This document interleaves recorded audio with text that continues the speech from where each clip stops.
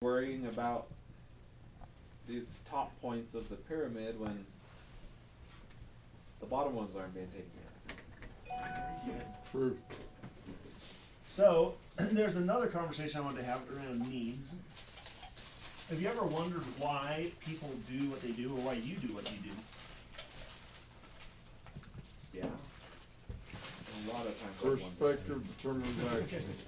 Perspective determines action. Very good. So, there's been a couple things I've listened to where people talked about these basic human needs.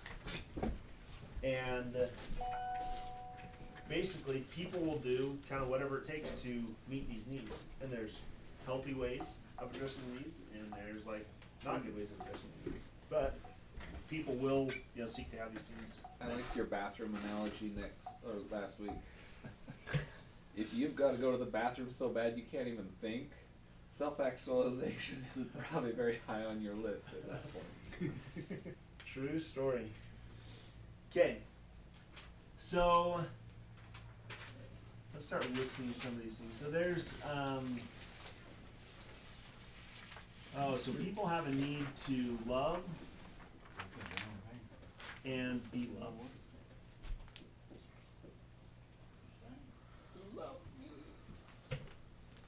Does everybody disagree with that?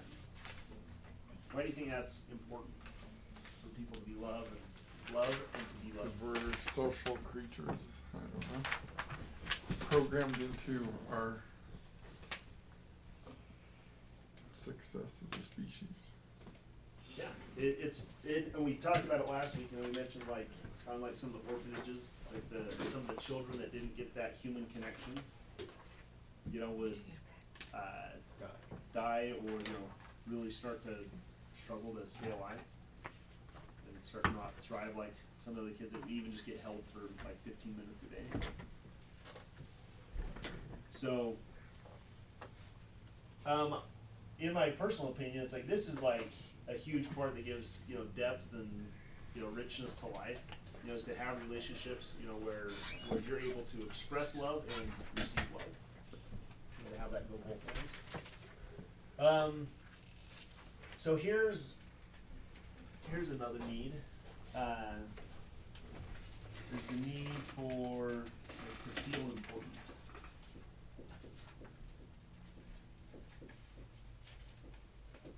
Does anybody experience that? Mm-hmm. Does anybody have this need violated?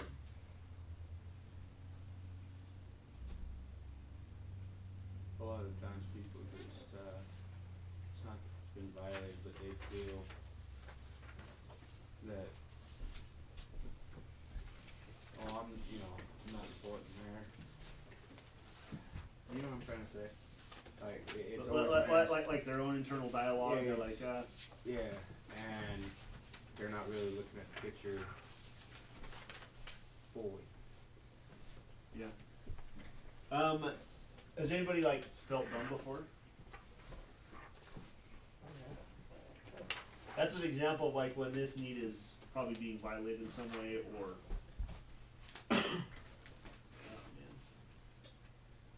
I'm gonna put this. So on the need to love or be loved, another way of seeing this is significance. I got an example of Significance and importance. to feel important being violated. I read in a book this last week. Okay. The Utah guy, went down to, I don't know, Georgia or Texas or something like that. They walked outside and they're like, oh, it is so humid down here. The guy next to him was like, you think this is humid? Try Vietnam. This ain't humidity. And instantly the guy felt like he had just been totally made unimportant. So what Nick just said is a perfect example, because why did the other guy say, you think this is whatever, blah, blah, blah? That was his way of, creating that sense of feeling important. Why? Because, you think of when people one-up someone, it's like, oh, you that? Well, here's what I did, blah, blah, blah. That's someone, craving to have this, need to feel important met, right? Huh. But in that scenario that Nick gave, is that a healthy way of achieving it? No, it's win-lose. Yeah, he's you know, putting the other person down. He's, you know, diminishing the other person to, you know, create his own sense of importance. And how pertinent was Vietnam when they are standing in Texas in the humidity, and the desert boy's like, man, this is humid. And the other guy's like, ooh, somewhere halfway around the world, blah, blah, blah. Yeah. Yeah, so you know, and if you look at, you know, the need to love and be loved, you know, I mean, there's tons of things you can look around that as far as, you know, healthy ways and unhealthy ways. You know, it's like you look at dysfunctional relationships, and from the outside you're looking and saying, why is this person staying in this relationship? Because these needs will drive people Mentally insane. to do whatever it takes. And if they don't see, you know, a clear path or whatever, they're, you know, in that, it's like, you know, that even in an unhealthy relationship, they may be still having this met. Even if, you know, going back to Maslow's thing, their safety's, you know, being jeopardized or whatever, you know. But again, you know, it's like if you can, you know, see these things and say, you know, recognize that there's things that we do that are great ways of addressing, and there are ones that aren't great. So here's another one. Human beings have a need for certainty.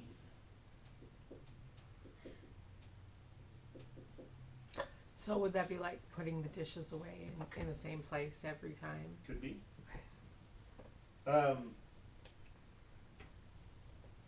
So we talked about this a little bit last week of, you know, when you, I think we were tying into safety. It's like Jordan brought up, you know, it's like if you know, found out that, you know, you're gonna get fired or whatever, you know, or something like that. How it's like all of a sudden you feel vulnerable and whatever. Really, what happened in that example is your sense of certainty just went away. You know, you thought you had a job, you showed up and found out you didn't have a job. All of a sudden, you're, whoa, you know, this just got undermined. You know, in fact, here's something interesting, just kind of backing up. Why doesn't everybody go start their own business? Certainty. Some people are really bad at starting their own businesses. Well, here's the thing. Usually it ties in with certainty. People, if they go and work for someone else, they have a higher sense of certainty. They're pretty sure that they're going to get a paycheck if they go work for Nabisco Corporation versus, and maybe it's the guy next door. You look at him and it's like, dude, Bob's always broke. Should I go work for Bob, who is always complaining that he doesn't have any money? He has his own business. Or should I go work for Nabisco Corporation? Who's going to give me a paycheck? Who's more guaranteed to give me a paycheck? Well, here's the funny thing about it. Who do the people who have jobs work for? Somebody else. People who went and started a business. You know, so that's just something kind of funny. But regardless of anything on that, you'll do things to establish a sense of certainty. If you look at your relationships, what are things that you know, you do to establish a sense of certainty?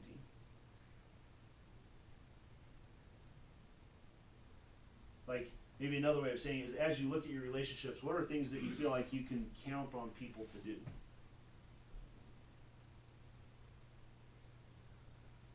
Count on the door being open when you get home. Okay, is that with your kids? We or? do have one employee who that is a problem. I mean, literally, when Nate goes home, unfortunately, he just sent me a text. I slept in my car last night. Why? Because the door wasn't open when he got home. So literally, that's something that's part of his reality that probably isn't for the rest of us. And so it's interesting you bring that up, but that is one of the things where you're like, yeah, what do we want to have certain? That I've got a place to sleep, but not everybody in the world has that as part of their reality. See, it's like if I look at some of my relationships,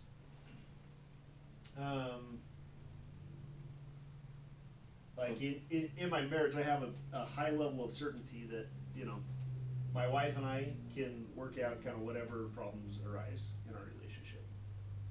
Just, you know, again and again and again, as, you know, something's happened, you know, it's like our way of dealing with it is to, you know, talk through it, see if we can, you know, help the other person out in whatever way. And so I have a high level of certainty in my marriage relationship, you know, of how my wife and I will deal with, you know, disagreements or, you know, anything like that. It's not that it's perfect, it's that if we come across it, you know, we don't scream and yell and, you know, go crazy. Would trust be another way of putting certainty? So when you have trust, you probably have a sense of certainty that the person will behave a certain way or not behave a certain way. Actually, that's interesting that you bring that up, because like at times when we've had to let people go, a lot of times that trust has been violated and it undermined that sense of certainty. It's like, is this person gonna show up? Are they gonna do what they said they're gonna do? Are they on the job when they clocked into the job? Are they gonna walk off with tools? Yeah. See, it's undermining that sense of certainty. So here's the interesting thing. We have another need, and if you start looking at some of these things, sometimes these needs actually kind of pull at each other. So like the fourth need, you have the need for variety. For whatever reason, human beings, we like things to get mixed up sometimes. Who's ever went on vacation? Why'd you go on vacation? Variety. It fulfills that need for variety. You know, something was different, you had whatever. Who I here was certain. who Yeah, I here was eats certain, the but I same couldn't- thing every single day, 3 meals a day, and you've done it for like 5 years? Or even just a year? I could do it. Don, I'm looking at you. I eat the same thing every day. Every day, all 3 He meals? could, he could. I have.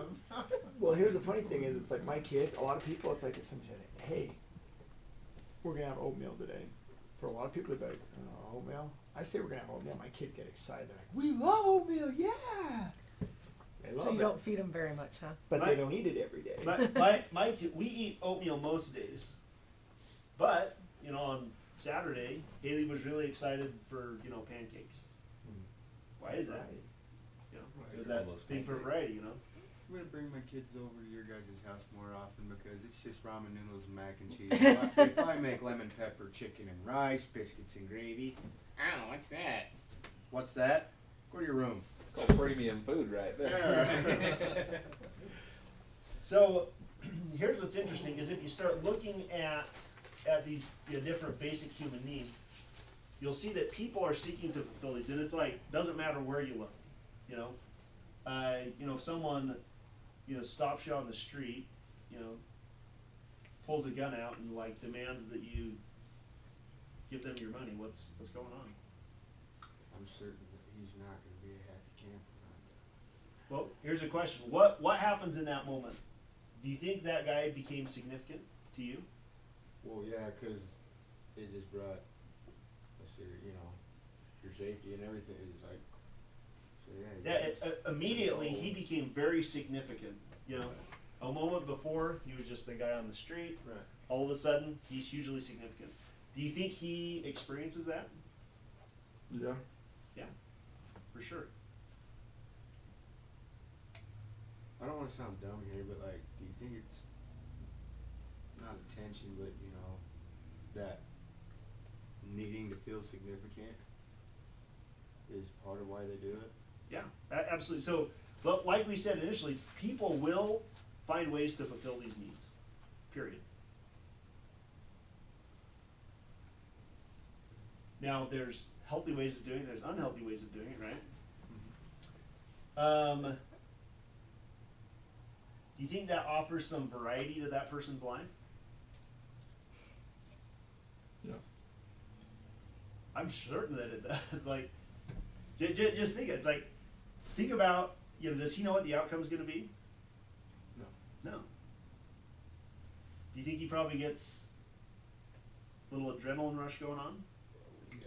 Yeah, definitely. Would that take away from his certainty of it, though? Well, no, but it increases his certainty. Like if he gets money that solidifies the rest of his life, like you know, getting bills. Because typically, if someone's gonna rob someone, they're normally in kind of a desperate way, you know. So that adds some certainty to the rest of his life. Do you think he's going to feel important? Mm-hmm. Yeah, he's the most important person right there at the moment. Yeah. But my guess is his certainty is probably not necessarily being fulfilled there. But sometimes you'll see two sides to it. You know, it's like maybe, you know, He might thrive off the feeling of power that he has, that dominance at that moment. He's like, you will do what I say. Now, here's the question. Will that other person necessarily do what he says? No. Would 90% of the people, if they had a gun shoved in their Yes. face, do it? But there's that 1 in 10 that's going to be like, you better pull the trigger because I am coming after you. You know what I mean? Seriously, I mean, it's like, you don't point a gun at me. For a split second, I had that. We were duck hunting down by the Weber River. We weren't hurting anybody. We were just walking down the Weber River. And we just kind of finished up and we're walking up to our cars, and this Riverdale police officer freaking jumps out of his car, pulls up behind us, opens his door, climbs behind his door, points his gun at us, and starts screaming at me. I was about ready to charge him today. You don't freaking point a gun at me. I was pissed. I was like, I didn't do anything wrong. You don't point your gun at me. But the thing was, is obviously that went through my head, and that was my first thought, and I was like, you'll probably die. Okay. Put down your gun. I mean, he's yelling at me to put down my gun and put my hand. I don't know what all he said, but I was like, was I pointing it at you? Was I hurting anybody? Did I do anything? But he treated me as if he had no love for me. I was the least of importance in the world. I was the poo on the bottom of his foot. You know what I mean? And so I was pretty frustrated at that moment. But I obviously realized after a split second, you probably ought to comply. So I put down my gun and I did what he said. And then he came over and screamed at us. And then I got in the car and yelled about what a jerk he was. But it's interesting because we do, just because somebody holds power, sometimes the people that we will admire the most is the people that when they are put in a situation where most of us would do one thing, they say, I don't have to do it that way. I can choose option B. And they do it, and it breaks all of the molds of what we're conditioned or think that we should do. But that is kind of liberating in some ways. When you see somebody do that, all of a sudden it's like, that person has power because they're willing to sacrifice whatever. It's like how many people would willingly walk onto a bunch of bayonet points and just say, you know what, I'm gonna walk over here, and they know that they're walking into a hailstorm of bullets or people that want to kill them, and they do it anyway. They look at fear in the face and do it anyway. And so that, for some reason, it like calls out to us. It's like that person has courage. They have inner strength that's greater than their fear of physical pain, whatever suffering, whatever, and they do it anyway. Very good. So here's something interesting about habit. If you have 3 of these things getting met from one particular behavior, that behavior will become a habit.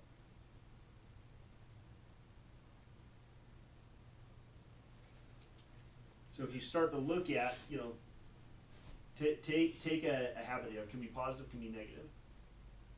Do you want to run through it and see if we can pull it apart? Smoking. Okay, smoking.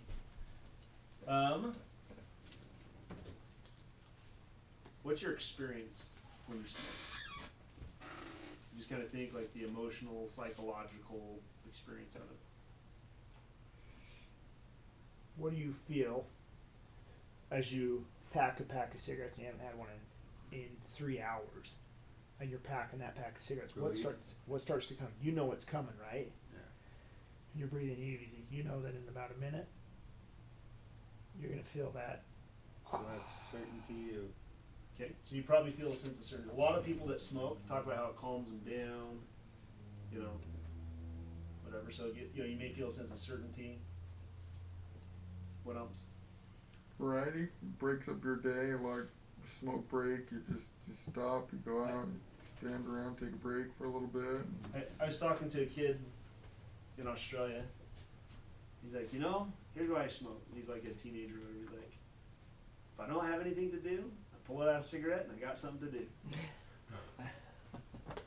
See, for him it was variety, right? Kept him from being bored.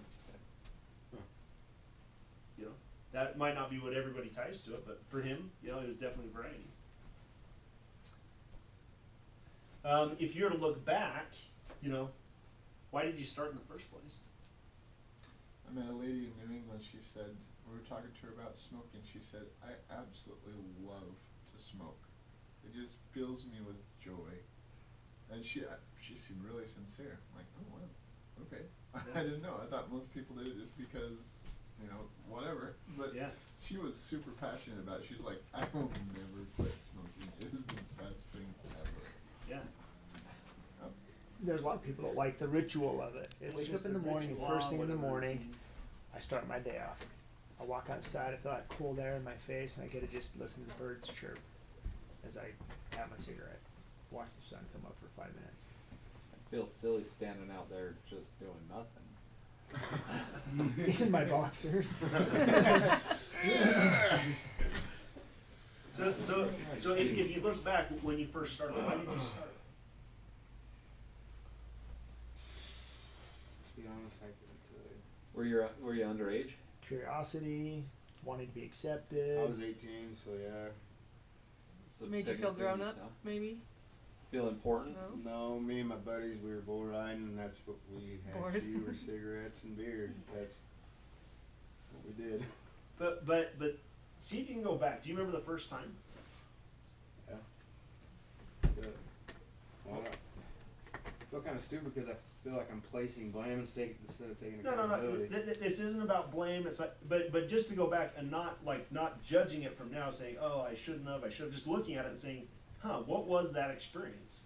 To be honest, it was because me and my sister, my mom would smoke, so me and my sister were like, let's try this. Okay. So, I guess, yeah, to feel important, then that would be, If you were kids and hadn't been doing it before, but mom does it, it's kind of a grown-up thing to do. Yeah, I'm a grown-up now. Yeah. I mean, maybe. I'm just guessing. I really don't know. I'm grasping at straws, but... If you look into it and just say, somehow, if you have a habit, 3 of these things are getting met. And if you look at it, it's like as we can do that. What's powerful about it though is, if you want something to change, because here's the thing, your habits will, to a great extent, just determine the direction of your life.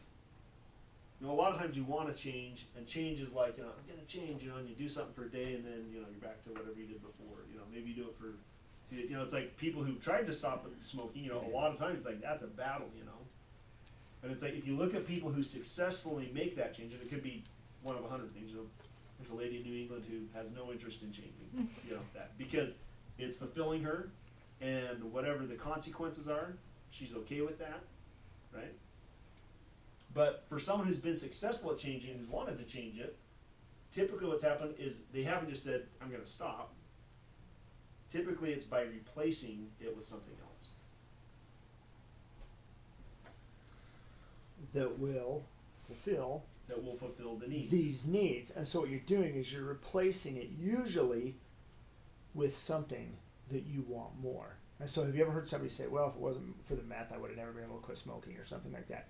What are they doing? I mean, they're literally replacing one thing with another. Now, it doesn't always mean that we trade up. Sometimes we trade down.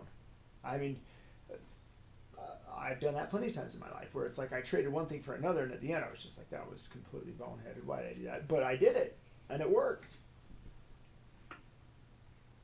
Don, you had a comment? Well, I was just thinking of these 4 things and how we get stuck in these different loops. Like, there's levels. There's levels of love. There's levels of certainty. There's levels of importance. There's levels of variety. And when you get stuck in a loop, like it becomes your status quo. Yep. And so you're getting paid. You're feeling significant. You're feeling the variety. You're feeling the certainty. You're feeling some love.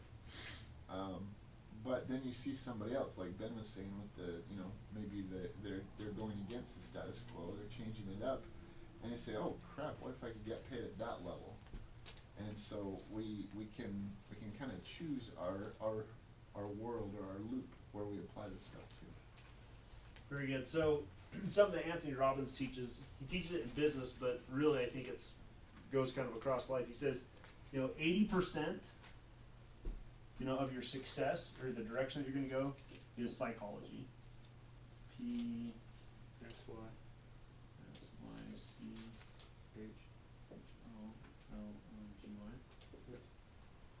80% psychology, and it's 20% strategy. That was awesome, that clue and war and risk and stuff. G-E-Y or G-Y? This one's strategy. G-Y. Strategy.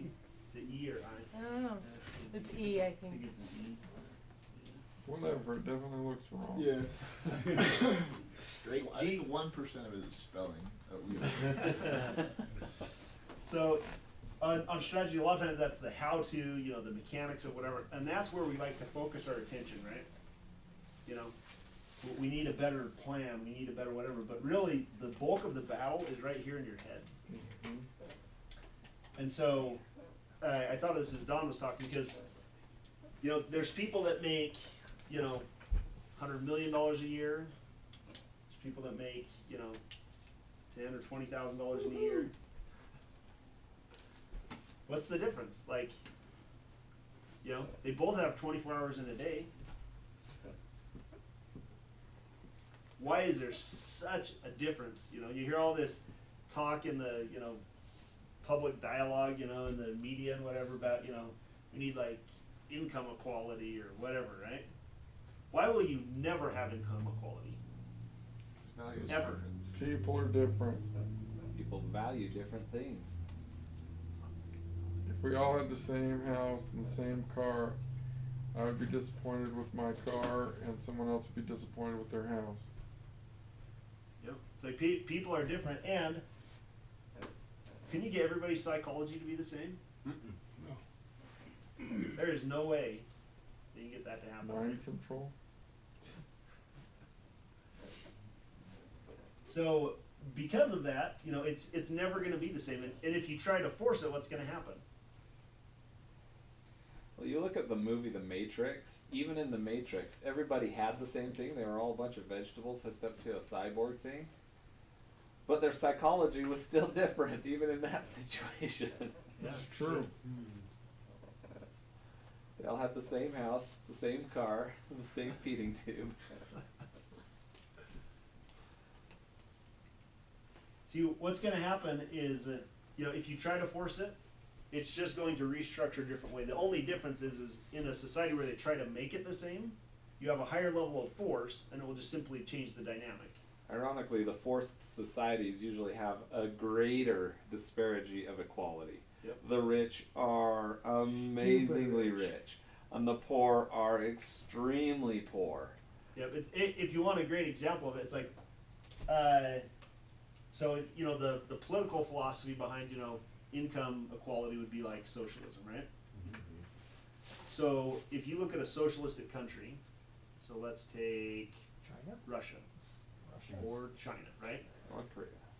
Actually, China's not even a great example at this point. Because they've started to. Because as socialism breaks down, then either they allow it to tank further, or they start to introduce, you know, more freedom and more capitalism into the equation. You know, so China actually has, you know, decent business, you know, friendliness to help that happen. It's not necessarily a great system, but it's, you know, it's not really as socialistic as Venezuela. it initially was. Venezuela, there's a good example of one. What's the level of poverty there? Food is not readily accessible in Venezuela. People are trying to figure out how to eat there, right? So, you know, basic, you know, going back to Maslow's thing, you know, just that very basic, you know, trying to meet your physiological needs. Not Drug happening. dealers are quitting dealing drugs to deal in food because it's more lucrative. People don't want to get high, they just want to put something in their stomach. So, what about the wealthy people in Venezuela? Who are the wealthy people there? Bureaucrats.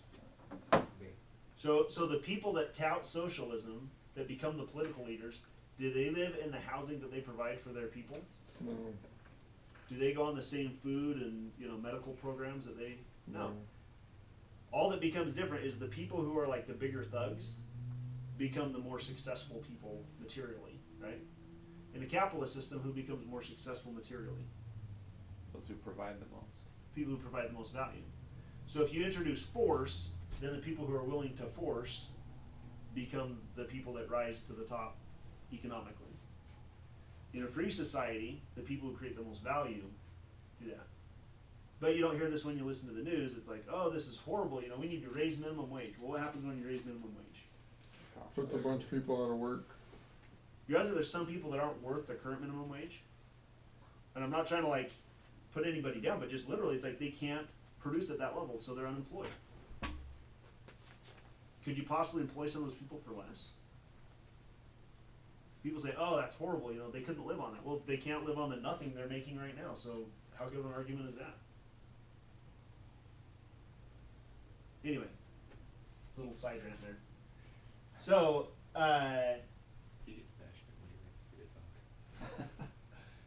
so if you keep that in mind, 80% psychology, 20% strategy, then you start looking at these needs and saying, okay, if I want to make change in my life, is it figuring out the mechanics that's going to make all the difference?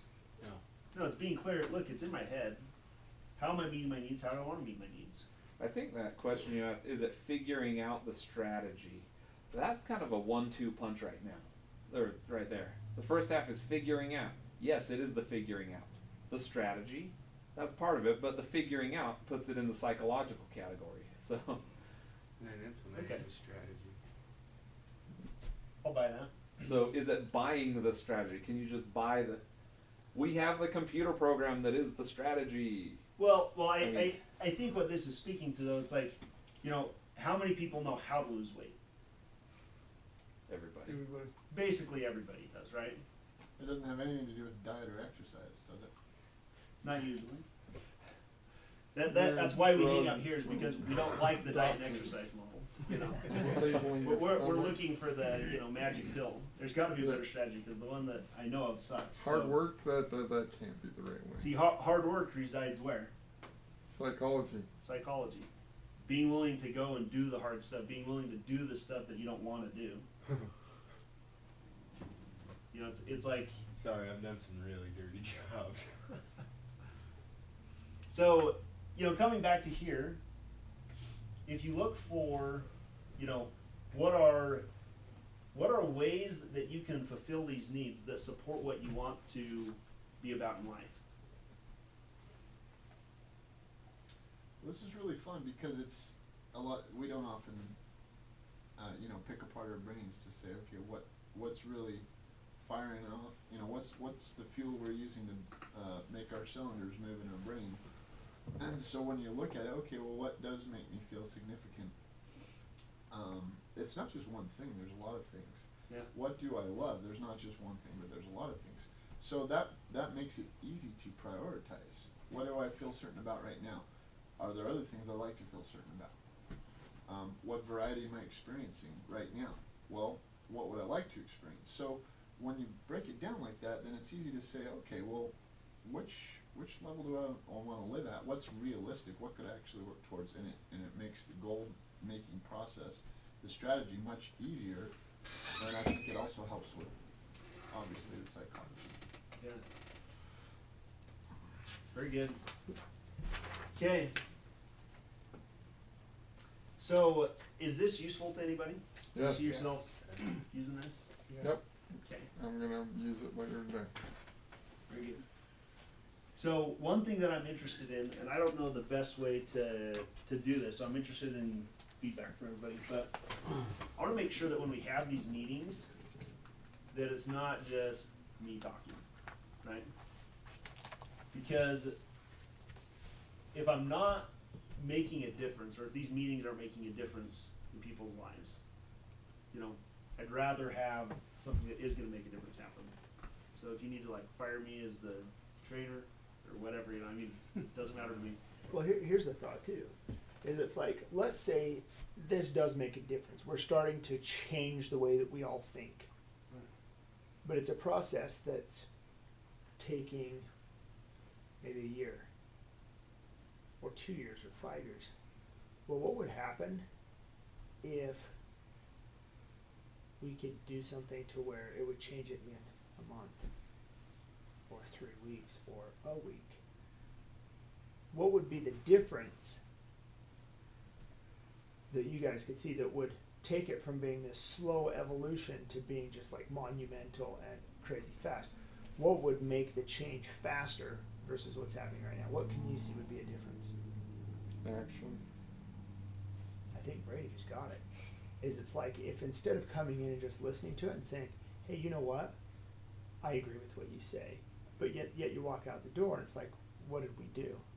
What did we actually do about it? Well, nothing. It's kind of like going to church and you sit there and you listen to the preacher, the the leader of the congregation gets up and he talks at the end, you're just like, amen, and you get up and walk out and do whatever you did the last week. Right. If you don't change, it's like, maybe you sympathize with what he says, but if you don't change anything, should you have just gone fishing anyway? I think a part of it is some of the people, they're not ready for the variety or, the change in a month or in 3 weeks. For me, that would have been, if you would have told me I would have been here now, just only in a matter of 3 weeks, I would have been like, just because of how much, and some people, the fear of success, fear of failure, it could go either way.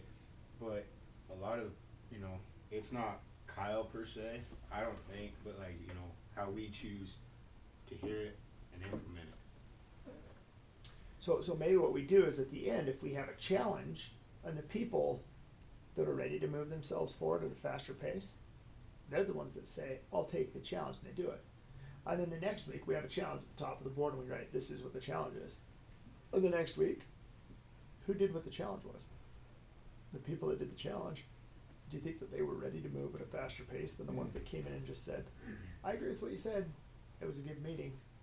And honestly, the ones that are, still struggling, the ones that are moving at a faster pace can jump back, and help those people out, because I love everybody in this room, and pulling people out of the fire, out of the rat race, so to speak,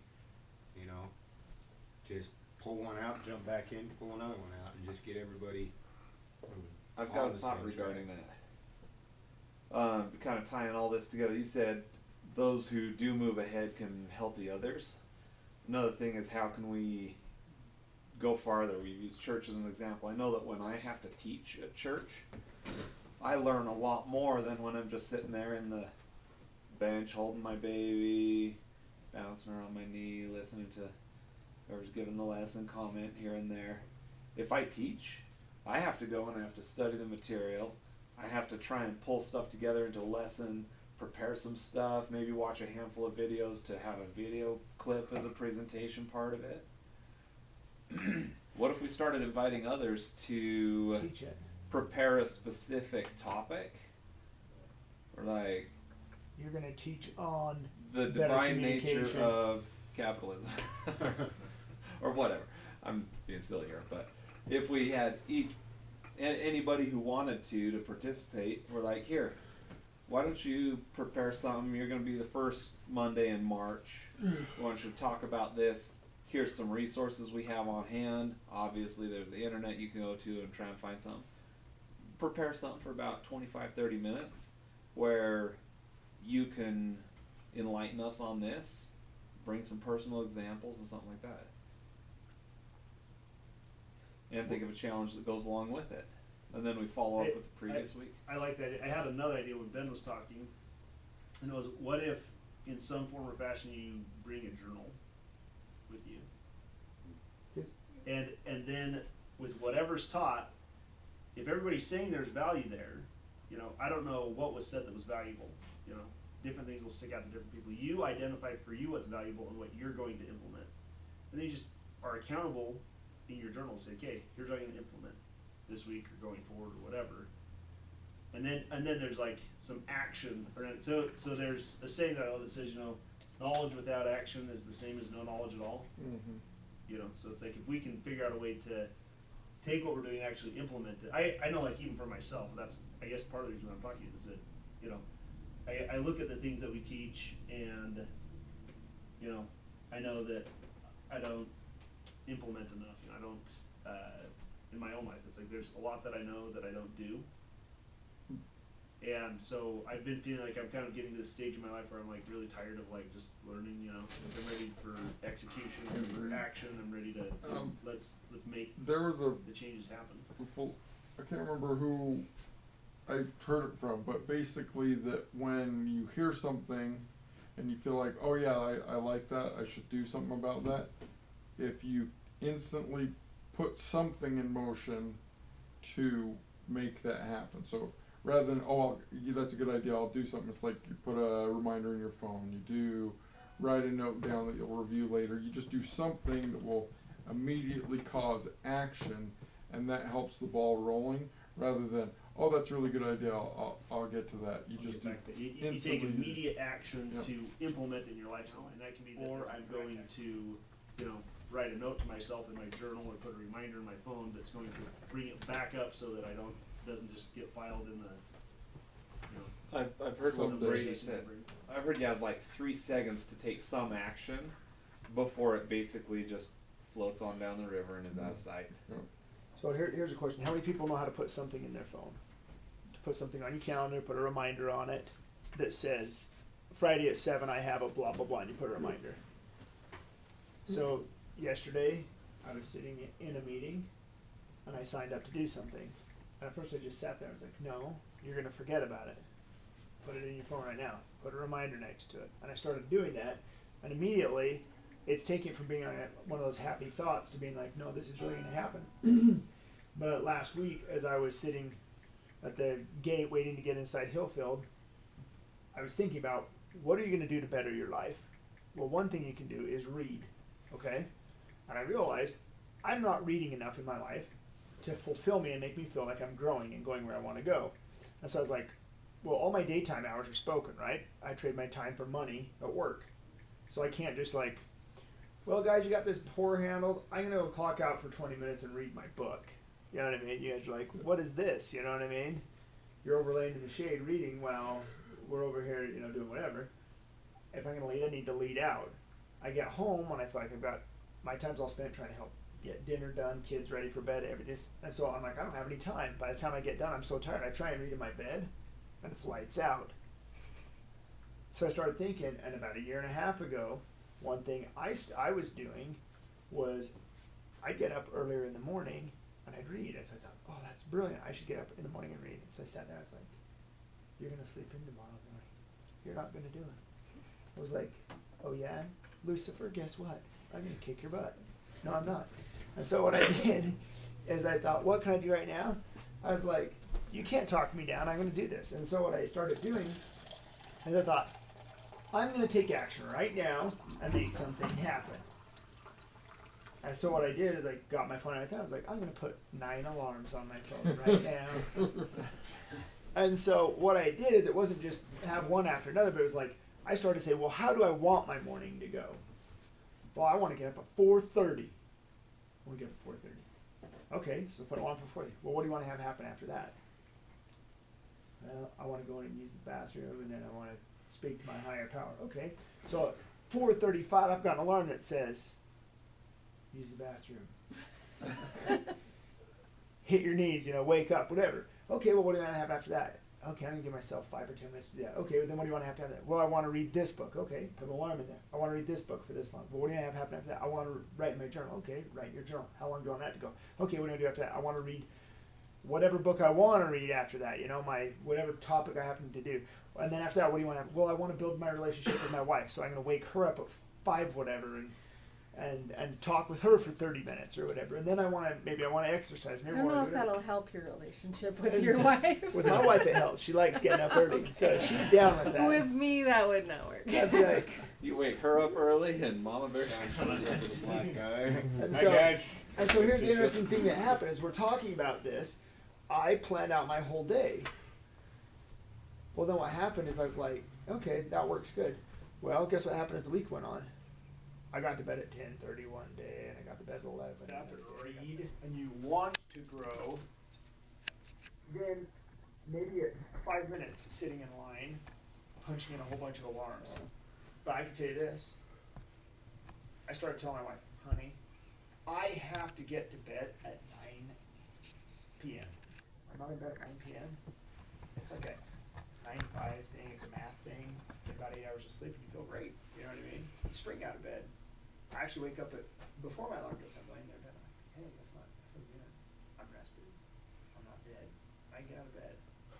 But when I get to bed at 1, it's like, wow, 3.5 hours from now my alarm's going to go off.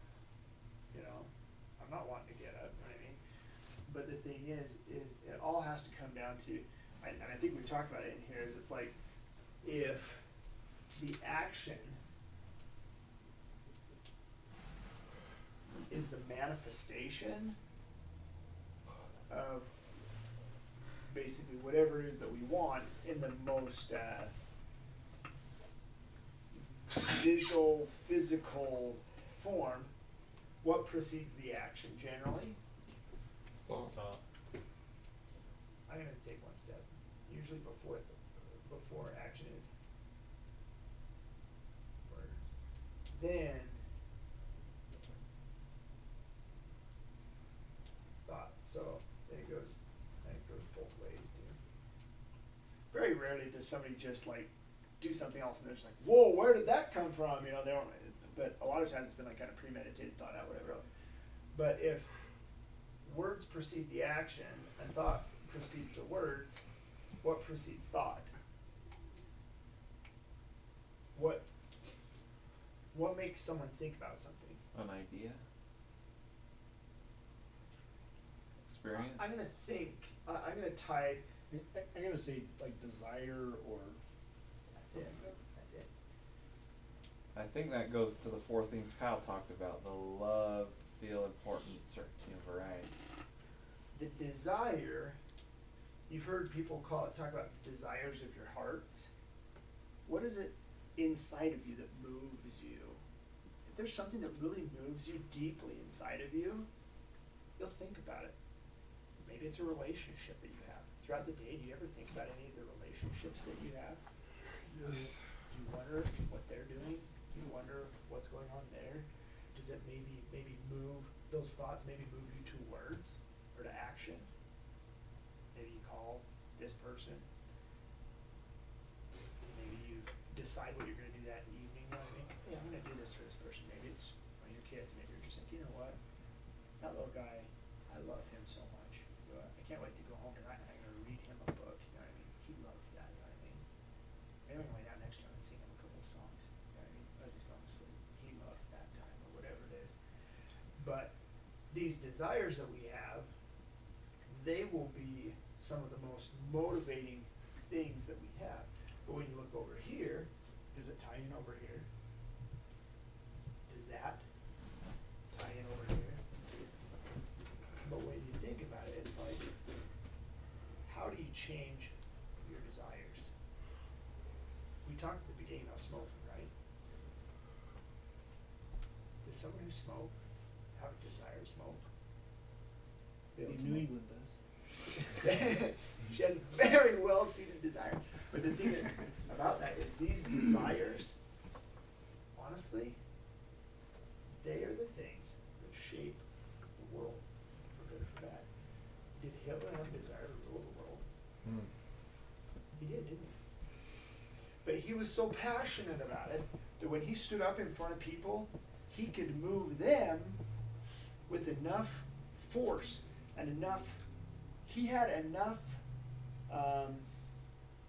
not charisma, Passion. but like passion and vision about what he wanted, that when he stood up and spoke, these other people, they said, wherever you're going, I want to go with you. You're going somewhere and I want to be part of it. Germans were broken people. We beat them into submission after World War I, and he comes in telling them that, you know, we're going to be great again and we're special, and all of a sudden people start fall in line and are willing to look the other way at the things that.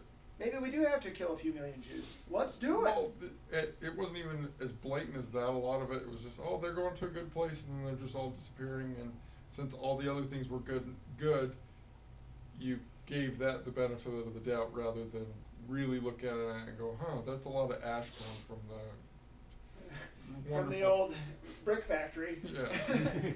You know. So.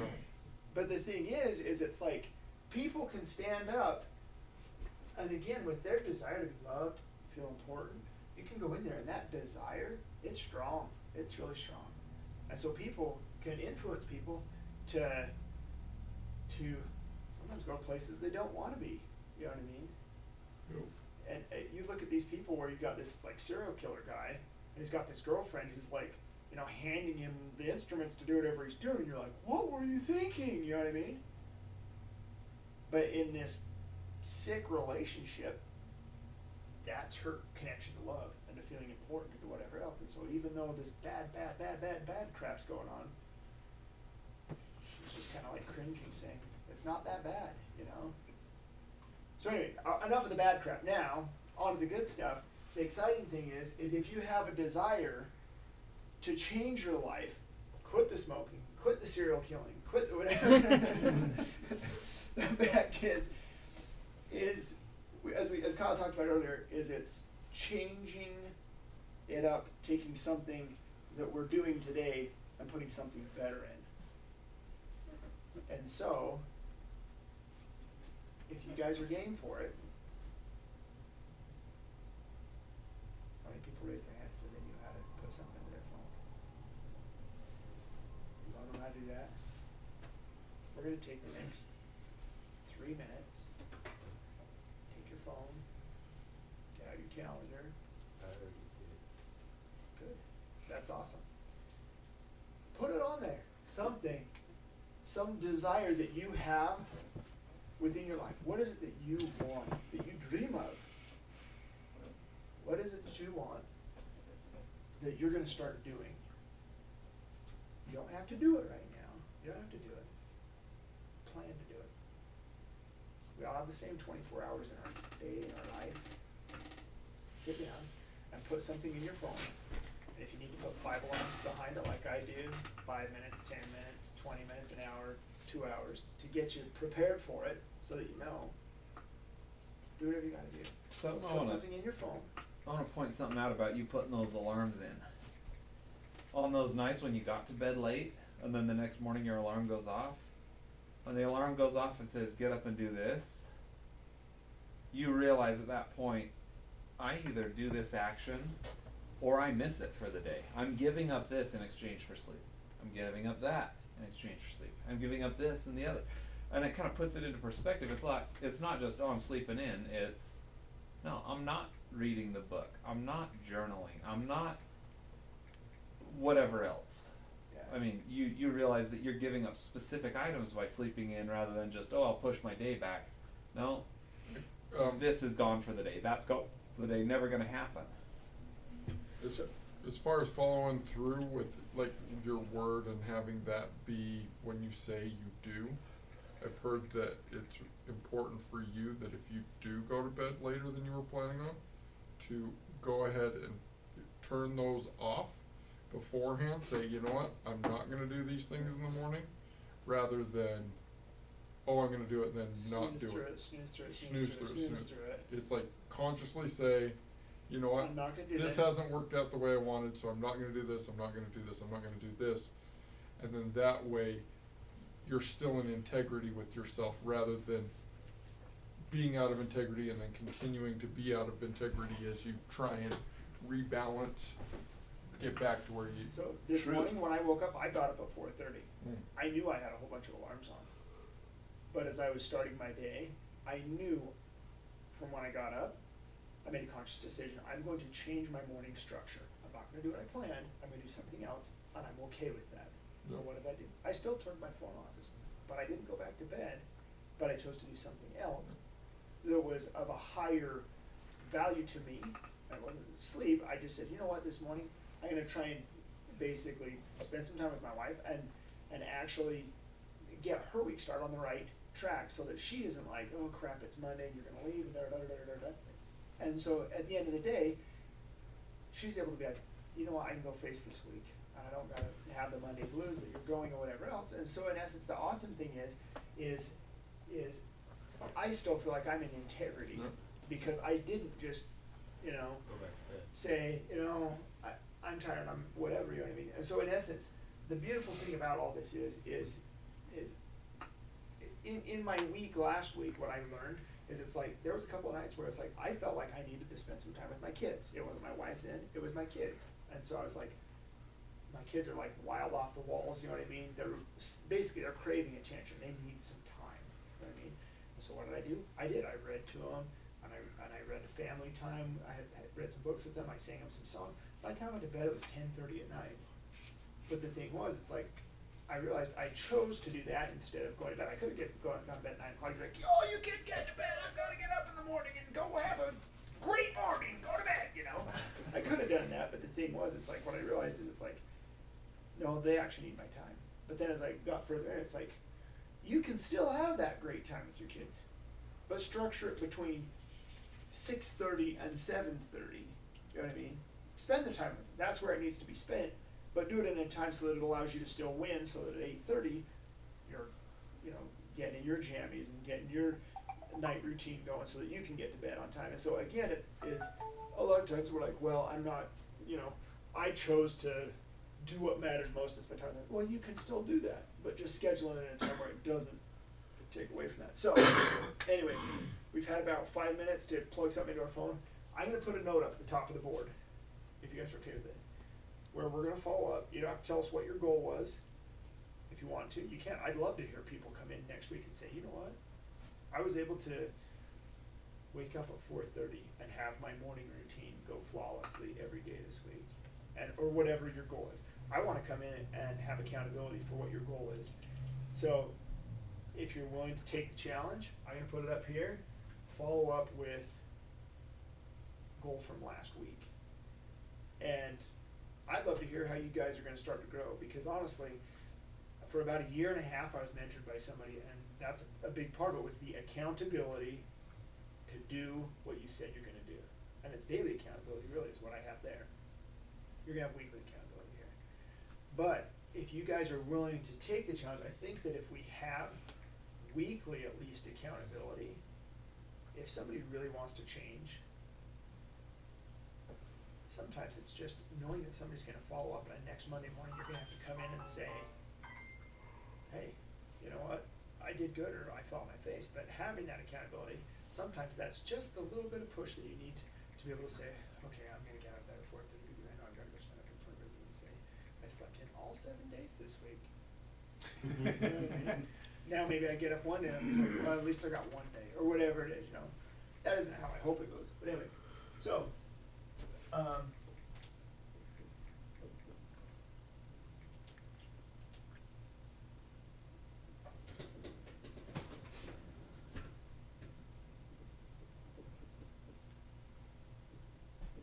okay, so in what we're talking about doing, what is this right here?